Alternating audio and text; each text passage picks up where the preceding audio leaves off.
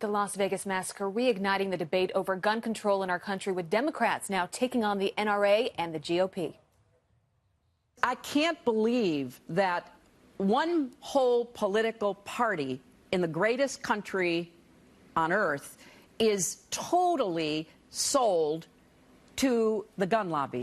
Break from the NRA, which is making things worse, and work with us to get something done. Let's face it. The reason we don't have gun safety measures in the United States today is because of the NRA. Here with the reaction, and for her first interview since the Las Vegas massacre, NRA national spokesperson Dana Loesch. Dana, what do you make of those Democrats who were complaining about the NRA? It sounds like the NRA is interested in doing something about these bump stocks.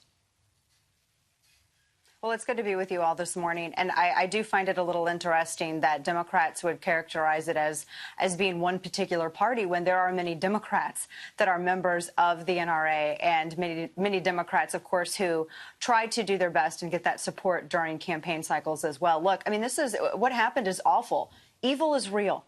Evil is real, and monsters exist among us.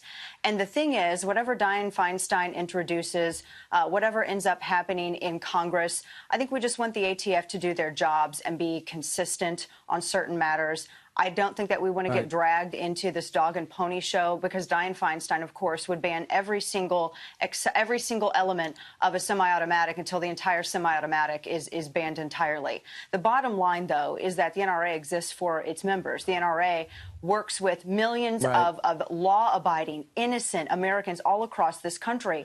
And, you know, we're keeping them in mind as well right now. And we're also thinking, I mean, think about this. I know, can I point out really quickly, though, yesterday, and it was said on this network yesterday, you know, your heart breaks for those who were wounded and those who were killed in Las Vegas, and many among those were also NRA members. And I think that, you know, this idea that we're going to politicize something before an investigation is even concluded just hurts the heart even more. Can I ask this? What would the NRA say? What would you say to folks that make the argument, no one needs an assault rifle, no one needs to own a weapon that is simply out to kill dozens of people at a time? How would they respond to that?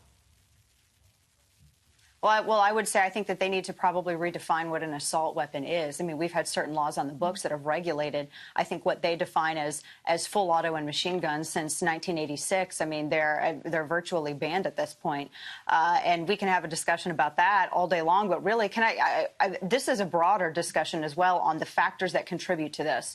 I want to look back at what happened in Virginia Tech. I want to look back at what happened in Aurora. I want to look at what happened in Tucson, because there's a common element of very troubled individuals, some of whom are on psychotropic medications, some of whom are seeing mental health professionals. And for instance, in Aurora, this mass murderer was telling his health professionals that he felt like he was going to kill a lot of individuals, and no one followed up on it. In Virginia Tech, Swung Hui Cho, also the same thing. He went and met with a court. They encouraged him, asked him to go and receive medical screening. He was to receive mental health screenings, and he fell through the cracks. Look, here's the bottom line. As I said, monsters exist. And it's a scary thing. It's a scary thing to realize that evil is amongst us. And while Congress wants to figure out how to elicit cooperation from criminals, our members, and not just our members, but millions of innocent Americans just want to know what they can do to protect themselves from those monsters. Right. And in the big picture, we only have 20 seconds left. How do you feel about these devices being taken out?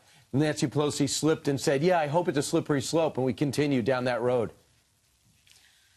Well, yeah, Brian, you're exactly right, and that's a surprise to no one. I mean, this is something that's on the ATF, and the ATF has been inconsistent with this in previous administrations, and so I hope that's something that can be resolved. The NRA is not the ATF, and I think that's the bottom line there. The ATF needs to do its job.